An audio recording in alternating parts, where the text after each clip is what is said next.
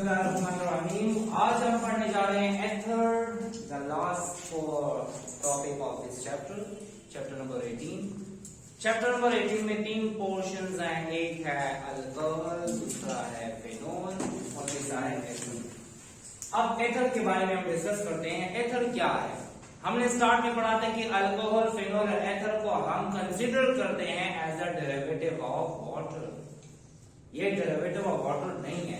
हम वाटर से इसको डिराइव नहीं करते हैं, लेकिन हम इसे कंसिडर करते हैं as a derivative of water, क्योंकि इसकी शेप और इसमें जो एटम्स हैं वो वाटर की तरह होते हैं। ठीक है, जैसे मैंने पहले बताया था कि वाटर का एक हाइड्रोजन हटा के अल्काइल लगा दे तो अल्कोहल बन जाएगा, और अगर हाइड्रोजन को हटा के एराइल लगा दे तो फिनोल बन जाएगा, और अगर दोनों हाइड्रोजन हटा के आग लगा दे तो बन जाएगा एथर। ठीक है, तो एथर का जनरल फार्मूला है ROR। When oxygen is directly attached to two carbon atoms, जब ऑक्सीजन दो कार्बन के साथ अटैच हो तो ऐसे कंपाउंड को एथर कहा जाता है। और अगर यही ऑक्सीजन दो कार्बन के साथ अटैच हो लेकिन साइक्लिक फॉर्म में हो तो उसको एपॉक्साइड कहते हैं, ऑक्सीरेन कहते हैं या साइक्लिक एथर कहते हैं, जो कि हमने पढ़ा था इप ऑक्सीडेशन ऑफ अल्कीन में। जब भी अल्कीन में इप ऑक्सीडेशन करते हैं तो साइक्लिक ईथर बन जाते हैं। ठीक है, वो तो एक जनरल में आपको बता रहा था। अब ये ROR is a general representation of ether. अब याद रहे कि ये दोनों R अल्काइल हो सकते हैं, दोनों R एराइल हो सकते हैं। ये एक R अल्काइल दूसरा एराइल हो सकता है। ठीक है, हमने पढ़ा था अल्कोहल में R हमेशा से अल्काइल होगा, फिनोल में R एराइल होगा। ठीक है, लेकिन एथर में ये अल्काइल भी हो सकता है, एराइल भी हो सकता है और मिक्स भी हो सकते हैं। ठीक है, तो यहां पर दो किस्म के एथर बन रहे हैं। अगर दोनों होंगे अल्काइल या दोनों होंगे एराइल तो ऐसे एथर को सिंपल एथर्स बोलते हैं, लेकिन अगर एक हो जाए अल्काइल और दूसरा हो एराइल तो इसको मिक्स्ड एथर कहते हैं। ठीक है, so we have two types of ethers depends upon R groups. ठीक है, if both R are alkyl और if both R are aryl तो उसे बोला जाएगा सिंपल एथर। जैसे देखते हैं ऑक्सीजन के उस मीथाइल और मीथाइल दोनों R है, अल्काइल है, ये दोनों मीथाइल है, तो ये क्या है, दोनों अल्काइल ग्रुप्स हैं। इसके दोनों तरफ एराइल है, बेंजीन है, तो इसको क्या बोलेंगे, सिंपल एथर कहेंगे।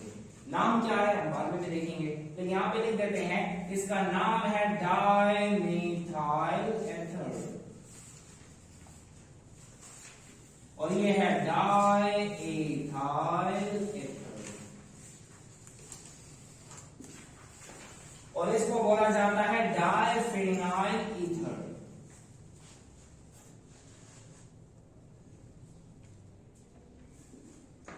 तो ये है सिंपल ईथर्स। मिक्स्ड ईथर्स क्या है कि एक R अल्काइल है और दूसरा R एराइल है, ऐसे एथर को बोला जाता है मिक्स्ड ईथर्स। ठीक है, इसका नाम क्या है हम बाद में भी देखेंगे, लेकिन हमने ये ऑलरेडी पढ़ा भी हुआ है चैप्टर नंबर 16 में, और मैंने बोला था कि मोनो सब्स्टिट्यूटेड बेंजीन के स्पेशल नेम्स होते हैं। और क्या होते हैं, जब बेंजीन के साथ OCH3 आ जाए तो उसको हम एनिसोल कहते हैं, एनिसोल। हम ऑलरेडी पढ़ चुके हैं चैप्टर नंबर 16 में, हाइड्रोकार्बन के चैप्टर में नॉमेनक्लेचर ऑफ बेंजीन में पढ़ चुके हैं। ठीक है, अच्छा, इसका दूसरा नाम क्या है, मिथाइल फेनाइल एथर। इसका नाम क्या है, मिथाइल फेनाइल एथर। चलिए वो हम यहाँ पे देख लेते हैं। ठीक है, so this is the introduction of ether. अब आते हैं नॉमेनक्लेचर की तरफ।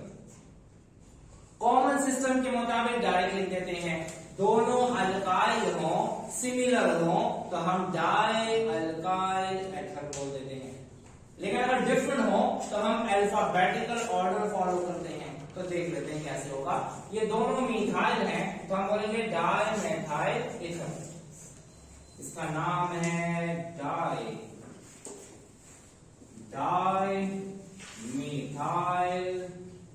एथर।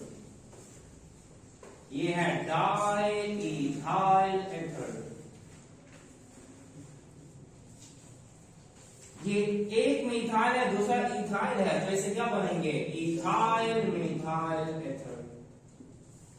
अल्फाबेटिकल ऑर्डर फॉलो करना। दोनों फिनाइल है तो बोला जाएगा डाइफिनाइल एथर। ये एक है अल्काइल, दूसरा है फिनाइल, तो क्या नाम है इसका? नाम फिनाइल है, इसका नाम मीथाइल है। पहले होगा एन फिर होगा पी, तो इसे बोला जाएगा मिथाइल फिनाइल एथर। अगर आपसे पूछा जाए मिथाइल फिनाइल एथर का स्पेशल नेम क्या है? एनिसो। मिथाइल फिनाइल एथर। अब आईयूपैक्ट सिस्टम देखते हैं। आईयूपैक्ट सिस्टम में हम ऐसा करते हैं कि अगर हमारे पास दो किस्म के आर हैं, एक आर में 3 कार्बन, 1 2 3, दूसरे आर में 2 कार्बन है ना, ये 2 कार्बन, तो जिस आर में कार्बन एटम की तादाद ज्यादा है वो हो जाएगा पैरेंट चेन, और जिसमें कार्बन की तादाद कम है तो वो ऑक्सीजन के साथ मिला के नाम देंगे, ये होगा अल्कऑक्सी। इसको बोला जाएगा अल्कऑक्सी और ये हो जाएगा अल्केन। तो आईयूपैक्ट सिस्टम में नाम क्या होंगे? नाम होंगे अल्कऑक्सी अल्केन। अल्कऑक्सी का मतलब क्या है? एक कार्बन होगा ऑक्सीजन के साथ तो मीथॉक्सी, 2 कार्बन है इथॉक्सी, 3 कार्बन होंगे प्रोपॉक्सी एंड सो ऑन। ठीक है, तो याद रहे जिसमें कार्बन एटम की तादाद ज्यादा होगी वो पैरेंट चेन हो जाएगा, और जिसमें कार्बन एटम की तादाद कम होगी वो ऑक्सीजन के साथ मिला के उसे बोला जाएगा अल्कऑक्सी। अल्क क्या है? कार्बन एटम बता रहा है। एक कार्बन होगा तो मिथ, 2 कार्बन होंगे तो इथ, 3 कार्बन होंगे तो प्रो, एक कार्बन के साथ ऑक्सीजन है तो मिथॉक्सी। ठीक है, 2 कार्बन एटम के साथ ऑक्सीजन है तो इथॉक्सी, 3 कार्बन के साथ ऑक्सीजन है तो प्रोपॉक्सी एंड सो ऑन। ठीक है, अब इसका नाम क्या देते हैं? Select the longest continuous chain, select कर दिया। नंबरिंग कहां से करें? यहां से अल्कोक्सी ग्रुप करीब पड़ रहा है। ये है 1, ये है 2, ये है 3। अब क्या है? 1 पे मौजूद है क्या? इथॉक्सी। 1 पे मौजूद है क्या? इथॉक्सी। ठीक है, मैं यहां पे लिख देता हूं 1 पे है इथॉक्सी, 1 इथॉक्सी हो गया। अब क्या है? पैरेंट चेन करने 3 कार्बन प्रोपेन, तो ये देगा 1 इथॉक्सी प्रोपेन, 1 इथॉक्सी प्रोपेन। अब यहां देख लेते हैं, इस चेन में 2 कार्बन, उसमें 1 carbon, so this is the parent chain. Parent chain का नाम क्या होगा? इथेन। लेकिन इथेन के साथ क्या अटैच है? मीथॉक्सी, मीथॉक्सी, 1 कार्बन, तो इसे बोला जाएगा क्या? मीथॉक्सी इथेन, मीथॉक्सी इथेन। अब यहां पर 1 मीथॉक्सी कहने की जरूरत नहीं है क्योंकि 1 ही पोजीशन है। इधर होगा तो 1 ये होगा, इधर होगा तो 1 ये होगा, तो इसका मतलब ये होगा ये मीथॉक्सी इथेन बोलेंगे, 1 मीथॉक्सी इसमें नहीं बोलेंगे। ठीक है, अच्छा अगर डिफरेंट होंगे तो जिसमें कार्बन एटम ज्यादा वो पैरेंट चेन हो जाएगा, लेकिन अगर सिमिलर आ जाए, इधर भी 1 कार्बन उधर भी 1 कार्बन, तो हम एक वाले को बोल देंगे, एक को पैरेंट चेन और दूसरे को बोल देंगे क्या? अल्कोक्सी। जब कार्बन एटम सिमिलर आ जाए तो हम क्या करेंगे? हमने ऐसा करना है कि एक कार्बन को ऑक्सीजन के साथ मिला देना है, दूसरे को हम क्या कर देंगे? पैरेंट चेन बोल देंगे। इसका नाम क्या है? मीथॉक्सी मीथेन। इसका नाम है क्या? मीथॉक्सी मीथेन। अगर आपको कोई कहे इसका आईयूपैक्ट नेम क्या है, तो ये होगा इथॉक्सी इथेन।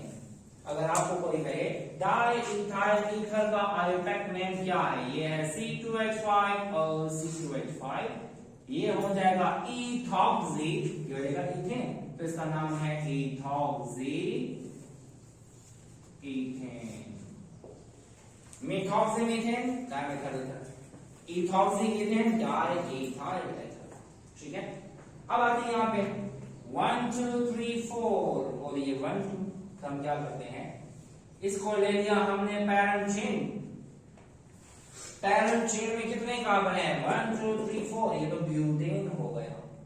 अब इसके साथ दो चीजें अटैच है, एक अटैच है इथॉक्सी, दूसरा अटैच है मीथाइल। तो क्या नाम देंगे?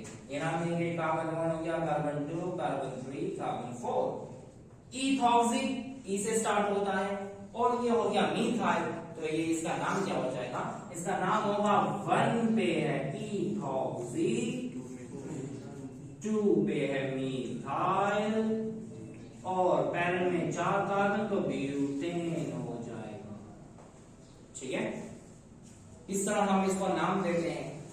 अगर आपको कोई कहे इसका क्या नाम है, आईयूपैक नेम, तो क्या नाम देंगे? ये बेंजीन है ना, एज अ नाम कहेंगे तो फिनाइल कहेंगे, लेकिन अगर पैरेलल चेन लेंगे तो बेंजीन कहेंगे। तो याद रहे, इसमें कार्बन एटम की तादाद कम है, इसको बोला जाएगा मीथॉक्सी बेंजीन। इसका नाम क्या है? मीथॉक्सी बेंजीन। इसका नाम हो गया मीथ। फिजिकल प्रॉपर्टीज ऑफ एथर हम देखते हैं। फिजिकल प्रॉपर्टी में हम कलर देखते हैं, शेड देखते हैं, सॉलिडिटी देखते हैं। पहली बात याद रहे कि ये एथर के सिर्फ 2 मेंबर गैसियस स्टेट में है, हाई मेंबर ज्यादातर लिक्विड स्टेट में होता है। ठीक है, कौन कौन से गैस हैं? डाइमीथाइल एथर और इथाइल मेथाइल एथर जो है, ये 2 गैसेस हैं। तो इसके अलावा जो हायर मेंबर आते हैं वो लिक्विड स्टेट में है। अगर आपने देखा होगा कि जिस एथर को हम एज अ सॉल्वेंट इस्तेमाल करते हैं वो कौन सा होता है? वो यूजुअली ये होता है, इथॉक्सी रिंग। कहां पर इस्तेमाल किया हमने इस्तेमाल किया ग्रेगनार्ड रिएजेंट की प्रिपरेशन में।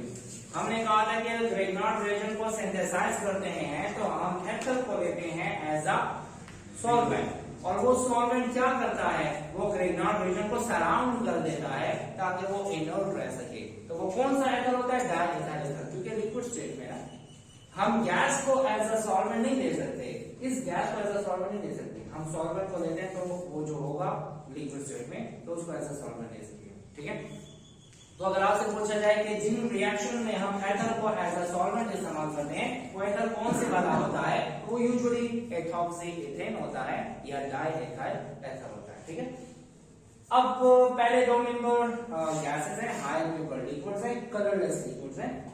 इनका melting point and boiling point alcohol से, एमाइन से कम होता है। क्यों कम होता है? क्योंकि इनमें हाइड्रोजन बॉन्ड बनाने की कैपेबिलिटी नहीं होती। इनका स्ट्रक्चर है ROR, तो ROR में अगर हम देखें तो इसके पास लोन पेयर तो है, लेकिन हाइड्रोजन बॉन्ड बनाने की कैपेबिलिटी नहीं है। हमने कहा था कि ये हाइड्रोजन बॉन्ड तब बनाएगा कि एक का होगा लोन पेयर और दूसरे का होगा हाइड्रोजन।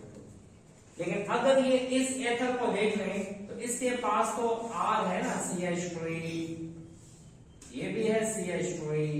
अगर आपको कोई कहे कि इसके पास तो हाइड्रोजन अवेलेबल है, तो चाहिए ये कि ये हाइड्रोजन बॉन्ड बना ले, लेकिन आपको याद होना चाहिए वो वाला हाइड्रोजन बॉन्ड बनाएगा जो हाइड्रोजन फ्लोरीन के साथ अटैच हो, या ऑक्सीजन के साथ अटैच हो, या नाइट्रोजन के साथ अटैच हो। ये वाला हाइड्रोजन तो कार्बन के साथ अटैच है। This is almost non polar bond and this is non polar hydrogen. ठीक है, इसी वजह से ये वाला हाइड्रोजन बॉन्ड नहीं बन सकता।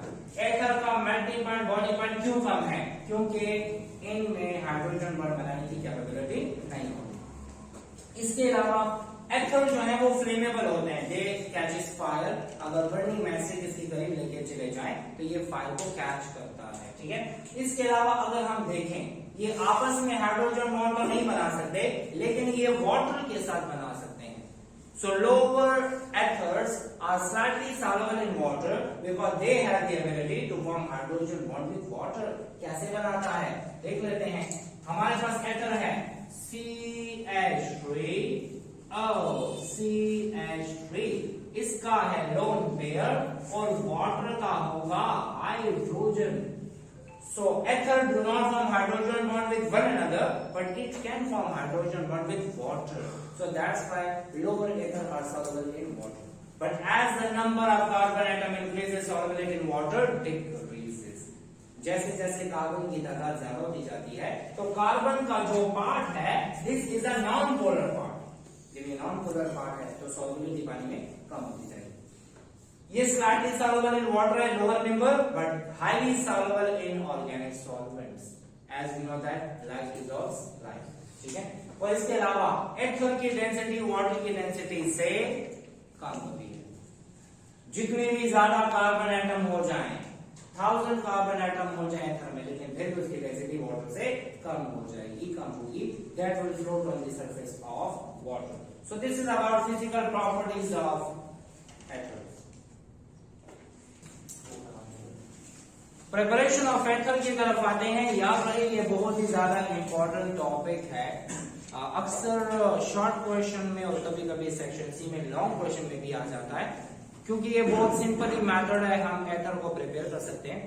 तो अक्सर शॉर्ट क्वेश्चन में आ जाता है कि which one of the following या write down the method of preparation of ethers या what are the method of preparation of ethers. तो वो ये दो मेथड है by which we can synthesize ether. हम इस मेथड को तो चैप्टर नंबर 16 से पढ़ते आ रहे हैं कि जब हम अल्कोहल में डिहाइड्रेशन करते हैं तो डिहाइड्रेशन करने से दो प्रोडक्ट बन सकते हैं। डिपेंड करता है कि हमने टेम्परेचर कितना रखा हुआ है। अगर हम 170 डिग्री सेंटीग्रेड रखते हैं टेम्परेचर को कंसंट्रेटेड सल्फ्यूरिक एसिड की प्रेजेंस में तो बनता है अल्कीन। लेकिन अगर हम 140 डिग्री सेंटीग्रेड रखते हैं तो इसे बन जाता है एथर। अब याद रहे एक और टर्म आपने याद रख लेना है कि इथाइल अल्कोहल है C2H5OH।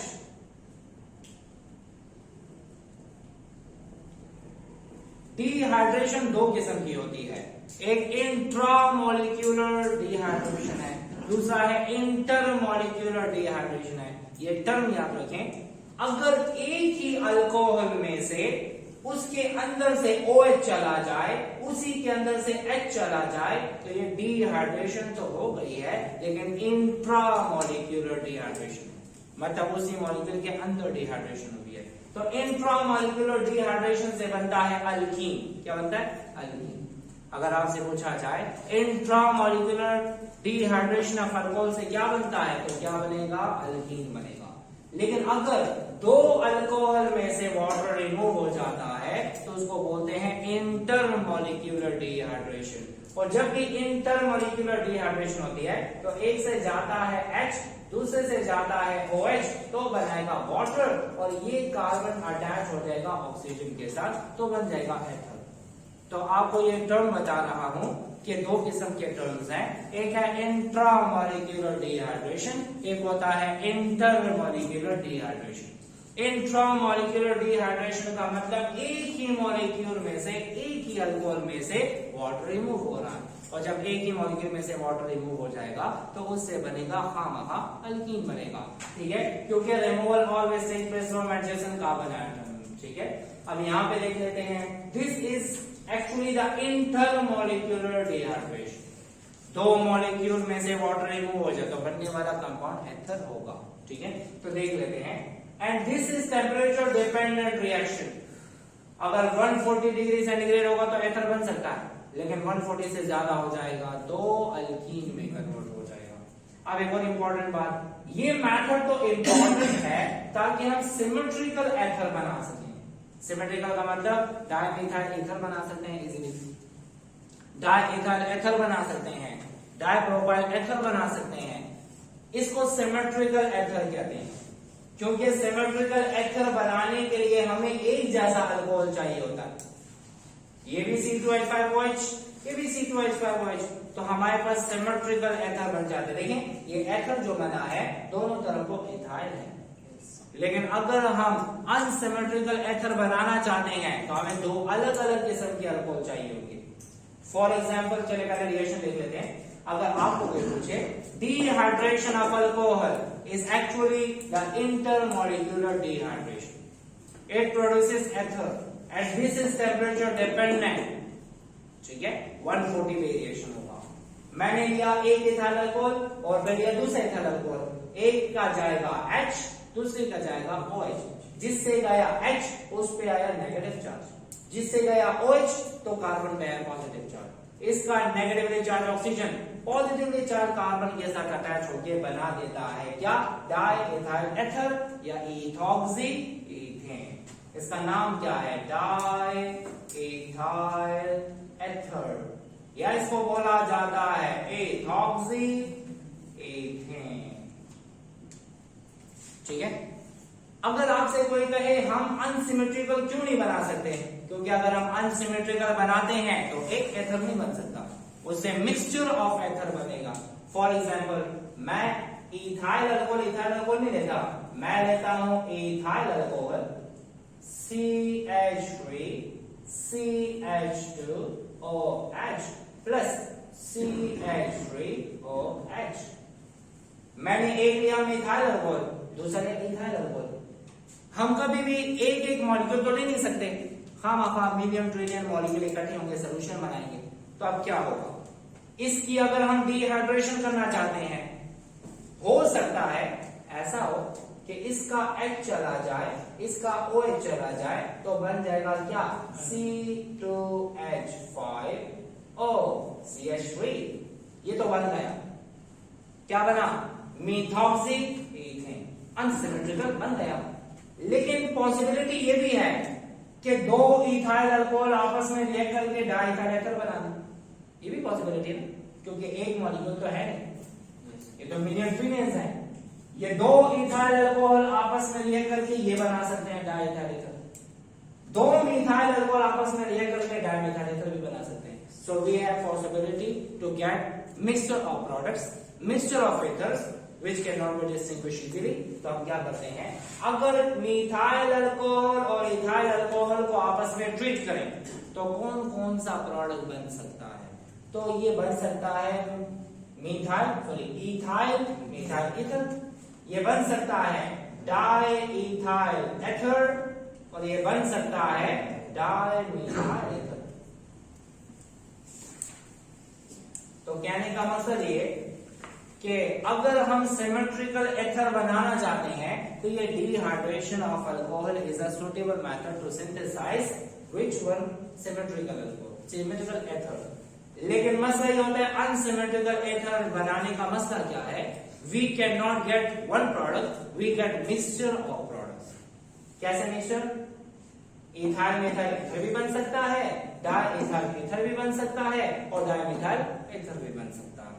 ठीक है, तो ये मिक्सचर ऑफ प्रोडक्ट बनते हैं, तो इसी वजह से हम ये अनसिमेट्रिकल नहीं बनाते, हम बनाते हैं क्या, ओनली सिमेट्रिकल एथर्स। ठीक है, ये तो इंपॉर्टेंट मेथड्स आर डिहाइड्रेशन जो हम ऑलरेडी पढ़ चुके हैं, अब दोबारा भी पढ़ लिया। Williamson synthesis is another method. अक्सर एमसीक्यू में आता है phenol can be synthesised by which method, Williamson synthesis और डाउ प्रोसेस। तो ये तो आप लोग को याद होना चाहिए, ये इंपॉर्टेंट जो स्पेशल नेम दिए गए हैं ना वो आपको पता होने चाहिए कि Dow process is a method to synthesise phenol. किससे बनाते हैं, क्लोरोबेंजीन से बनाते हैं। ठीक है, ये हम ऑलरेडी डिस्कस कर चुके हैं। विलियमसन सिंथेसिस से हम क्या करते हैं, हम एथर बनाते हैं। क्लेमेंसन रिडक्शन में क्या होता है, वुल्फ किश्नर रिडक्शन में क्या होता है, ये सारे इंपॉर्टेंट रिएक्शन है जो कि आपको याद रखने होंगे। ठीक है, अब आते हैं वो रिएक्शन चैप्टर 19 में आते हैं। विलियमसन सिंथेसिस में क्या होता है, ये नाम साइंटिस्ट की वजह से दिया गया विलियमसन। इसने ऐसा किया, पहले अल्कोहल को ट्रीट किया सोडियम मेटल के साथ, ये तो हम पढ़ चुके हैं इसी चैप्टर के स्टार्ट में, एसिडिटी ऑफ अल्कोहल में पढ़ चुके हैं कि when alcohol is treated with sodium metal it produces salt, which salt, sodium alkoxide. अक्सर पूछा जाता है एमसीक्यू में कि how can we convert sodium alkoxide into ether, तो सोडियम अल्कोक्साइड को हमने ट्रीट करना होगा अल्काइल हैलाइड के साथ। किसके साथ, अल्काइल हैलाइड। तो याद रहे, when sodium alkoxide prepared by this method is treated with alkyl halide to produce ethers। और याद रहे कि इस मेथड से हम हर तरह का एथर बना सकते हैं, हर तरह का, चाहे हम सिमेट्रिकल बनाना चाहें चाहे हम अनसिमेट्रिकल बनाना चाहें, वो हम बना सकते हैं। कैसे देखें, अच्छा हमने जो सोडियम अल्कोक्साइड बनाया उसको ट्रीट किया अल्काइल हैलाइड के साथ, इस पे पार्शियल पॉजिटिव, इस पे पार्शियल नेगेटिव, इसका नेगेटिव जाएगा इसके पॉजिटिव के साथ, तो बना देगा NaX सोडियम हैलाइड। और इससे क्या बना, ये R जो है वो गया ऑक्सीजन के साथ, तो बनाया ROR, एथर बन गया। क्या बना, एथर। अब ये तो जनरल था, स्पेसिफाई कर सकते हैं, इधर में इथाइल अल्कोहल कर दें, इथाइल अल्कोहल कर दें, प्रोपाइल अल्कोहल कर दें। तो मैंने लिया इथाइल अल्कोहल सोडियम के साथ, तो क्या बना, इससे बन गया sodium ethoxide, sodium ethoxide. This sodium ethoxide is treated with ethyl chloride. अगर हमने बनाना हो इथाइल मिथाइल ईथर, तो हमने अल्काइल हाइड्राइड चेंज कर देना है। क्या करेंगे, मिथाइल क्लोराइड ले लेंगे। अगर हमने प्रोपाइल क्लोराइड लिया तो हमें मिल जाएगा इथॉक्सी प्रोपेन या इथाइल प्रोपाइल ईथर मिल जाएगा। तो हम एक खास किस्म का ईथर खुद से बना सकते हैं। होगा क्या, इस पे नेगेटिव, इस पे पॉजिटिव, इसका पॉजिटिव इसके नेगेटिव के साथ, इसका पॉजिटिव इसके नेगेटिव के साथ, तो क्या बनेगा, इथॉक्सी इथेन और sodium chloride. So this is Williamson synthesis. ठीक है, इसके बाद आते हैं केमिकल रिएक्टिविटी ऑफ एथर्स की तरफ। याद रहे, केमिकल रिएक्टिविटी डिपेंड करती है फंक्शनल ग्रुप पे। एथर में जो फंक्शनल ग्रुप है वो ऑक्सीजन है, इसके पास है मौजूद लोन पेयर, और जिसके पास लोन पेयर होता है वो डोनेट कर सकता है, और जब डोनेट कर सकता है तो ये बिहेव करता है एज अ लेविस बेस। तो एक्चुअली एथर का अपना बिहेवियर क्या है, लेविस बेसिक कैरेक्टर है। ठीक है, एक और इंपॉर्टेंट बात, ये लोन पेयर डोनेट तो करना चाहता है, लेकिन मौजूद है अल्काइल ग्रुप। अल्काइल ग्रुप का साइज बड़ा है, ये क्रिएट करता है स्टेरिक हिंड्रेंस, और हिंड्रेंस की वजह से ये लोन पेयर आसानी से नहीं दे सकता। तो जब नहीं दे सकता, इसी वजह से एथर यूजुअली इनर्ट रहते हैं, वो ज्यादातर रिएक्शन में हिस्सा नहीं लेते। अगर इसको ट्रीट किया जाए डाइल्यूट एसिड के साथ, डाइल्यूट एसिड या एक्टिव मेटल के साथ, मतलब सोडियम मेटल के साथ, किसी ऑक्सीडाइजिंग एजेंट के साथ या रिड्यूसिंग एजेंट के साथ, तो ये एथर उनके साथ रिएक्शन नहीं करेगा। तो अगर एमसीक्यू में आए ether can not react with, तो आपने कहना है can not react with dilute acids, can not react with active metals, oxidising agent and reducing agent, but it can react with strong और कंसंट्रेटेड एसिड्स। ये concentrated acid के साथ react करके अपना बेसिक कैरेक्टर शो करता है, और कभी कभी सब्स्टिट्यूशन कर लेता है और कहीं पे जाके ऐड हो जाता है। इसके दो रिएक्शंस है, वो हम इसके बाद देखते हैं। तो फॉर्मेशन ऑफ ऑक्सीजन साल्ट की तरफ जाएंगे। केमिकल रिएक्शंस ऑफ एथर में पहला रिएक्शन है formation of oxonium salt. Oxonium का मतलब ऑक्सीजन पे पॉजिटिव चार्ज। याद रहे, हम दो तरीके से रिएक्शन करवा सकते हैं। हम कोल्ड कंसंट्रेटेड HCl लें या कोल्ड कंसंट्रेटेड H2SO4 लें, तो ऑक्सोनियम साल्ट स्टेबल बन जाता है और वो फर्दर आगे क्लीवेज उसमें नहीं होती। लेकिन अगर हम इसी कोल्ड के बजाय हम हॉट कंसंट्रेटेड H2SO4 ले लें, तो उससे क्या बन जाएगा, ऑक्सोनियम साल्ट से कन्वर्ट हो जाएगा। जिस अल्कोहल से एथर बना होगा वो अल्कोहल दोबारा बन जाएगा। अगर आपसे कोई कहे if you treat cold concentrated HCl और H2SO4 with ether, what will be the product, oxonium salt. लेकिन अगर हम ट्रीट करें हॉट कंसंट्रेटेड HCl और H2SO4, तो उससे क्या बनेगा, जिस अल्कोहल से बना होगा वो अल्कोहल हमें दोबारा मिल जाएगा। ठीक है, और वो अल्कोहल कैसे, देखिए ये दोनों, ये किससे बना है, इथाइल अल्कोहल से, तो the product will be ethyl alcohol. ठीक है, अगर ये मिथाइल और इथाइल अल्कोहल से बना होता तो प्रोडक्ट इथाइल अल्कोहल और मिथाइल अल्कोहल होगा। तो आपने ये चीज रखनी है कि कोल्ड कंसंट्रेटेड से बनेगा ऑक्सोनियम और हॉट कंसंट्रेटेड से बनता है रिस्पेक्टिव अल्कोहल। ठीक है, तो हम यहाँ पे देख लेते हैं। पहले हम चूज करते हैं कोल्ड कंसंट्रेटेड के साथ H2SO4। ये है H2SO4, इस पे है पॉजिटिव, इस पे है नेगेटिव, इसके पास है लोन पेयर। ये हाइड्रोजन आएगा, इससे लेगा लोन पेयर, और जब लोन पेयर इससे ज्यादा है तो ऑक्सीजन पे आता है पॉजिटिव चार्ज, और जब पॉजिटिव चार्ज आ गया तो हम कहते हैं this is the oxonium salt of diethyl ether. इसको क्या बोलते हैं, oxonium salt of diethyl ether, oxonium salt of diethyl ether. अगर कोल्ड कंसंट्रेटेड होगा तो ये ही प्रोडक्ट होगा। अगर इसे हॉट कर देते हैं तो इसमें फिर क्लीवेज हो जाती है, और क्लीवेज होने के बाद रिस्पेक्टिव अल्कोहल बन जाते हैं। ठीक है, तो देखिए H2SO4 को हमने कोल्ड कंसंट्रेटेड लिया तो ऑक्सोनियम साल्ट बना। अब कोल्ड कंसंट्रेटेड लिया HCl तो इसे भी ऑक्सोनियम साल्ट बनेगा। देख लेते हैं कैसे है। इसका लोन पेयर ले लेगा ये हाइड्रोजन, ले लिया, क्या बनेगा coordinate covalent bond. This oxygen carry positive charge, ऐसा वो लगा के। ठीक है, इस पॉजिटिवली चार्ज ऑक्सीजन के साथ नेगेटिवली चार्ज क्लोराइड अटैच हो जाएगा। So this is also an oxonium salt of diethyl ether. ठीक है, तो आपको सिर्फ इतना याद रखना है कि ऑक्सोनियम साल्ट अगर हम बनाना चाहते हैं तो क्या लेंगे, कोल्ड कंसंट्रेटेड सल्फ्यूरिक एसिड और cold concentrated HCl। Cold concentrated HI भी लेंगे क्योंकि HI की रिएक्टिविटी बहुत ज्यादा है। ठीक है, जब रिएक्टिविटी ज्यादा है तो ऑक्सोनियम साल्ट ये स्टेबल ही बनाएगा, इससे प्रोडक्ट कोल्ड बन जाएगा। ठीक है, तो अगर आपको कोई कहे if we use cold concentrated HBr और कोल्ड कंसंट्रेटेड HI, क्या ऑक्सोनियम साल्ट स्टेबल बनेगा, तो आपने कहना नहीं, क्योंकि HBr and HI are more acidic, are more reactive. ठीक है, तो यहां हम देखते हैं। अब हम इसको क्लीव करना चाहते हैं, हम ऑक्सोनियम साल्ट नहीं बनाना चाहते, तो हम क्या करेंगे, हमने लेना होगा हॉट कंसंट्रेटेड H2SO4। ठीक है, जब हॉट कंसंट्रेटेड H2SO4 लेंगे तो उससे क्या प्रोड्यूस होता है, there respective alcohol. Respective alcohol का मतलब जिससे वो बना होगा वही अल्कोहल दोबारा प्रोड्यूस हो जाएंगे। ठीक है, तो अब देख लेते हैं, ये है हमारे पास डाइईथाइल एथर। अब हमने लिया हुआ है हॉट कंसंट्रेटेड।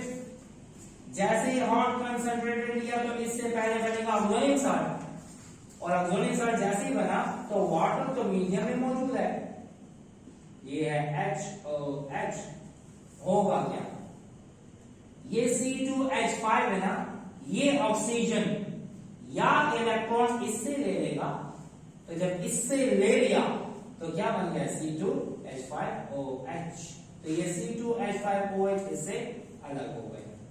इस कार्बन पे आएगा कौन सा चार्ज, पॉजिटिव। इस पॉजिटिवली चार्ज कार्बन के साथ नेगेटिवली चार्ज हाइड्रोक्साइड अटैच हो जाएगा, और जब नेगेटिवली चार्ज हाइड्रोक्साइड अटैच हो गया तो क्या हो गया, ये भी इथाइल अल्कोहल बन गया। So we get 2 moles of ethyl alcohol. ये हाइड्रोजन आयन मीडियम में दोबारा आ गया।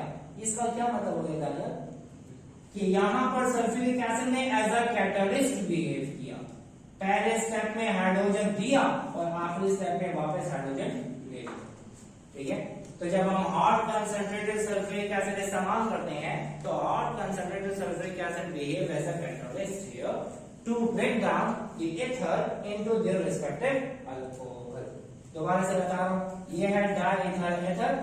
एसिड ने पहले हाइड्रोजन दिया, ऑक्सोनियम साल्ट बना, उसकी हाइड्रोलिसिस हुई, ये इलेक्ट्रॉन इससे ले लिया ऑक्सीजन ने, इसका पॉजिटिव खत्म, अलग हो गया C2H5OH की फॉर्म में, और C2H5 के ऊपर पॉजिटिव रह गया। इस पॉजिटिवली चार्ज कार्बन के साथ नेगेटिवली चार्ज OH अटैच होके इथाइल अल्कोहल बना देगा।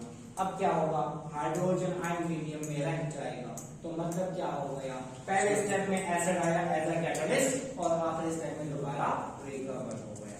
ठीक है, अगर हमने क्लीव करना है, हमने तोड़ना है ऑक्सोनियम, तो हमें क्या लेना होगा, हॉट कंसंट्रेटेड सल्फ्यूरिक एसिड। ठीक है, एथर को जब हम ट्रीट करते हैं हाइड्रोजन एसिड के साथ, मतलब HBr और HI के साथ, तो जब भी हम एथर को ट्रीट करते हैं HBr या HI के साथ, तो प्रोडक्ट क्या बनेगा, आपको पता होना चाहिए।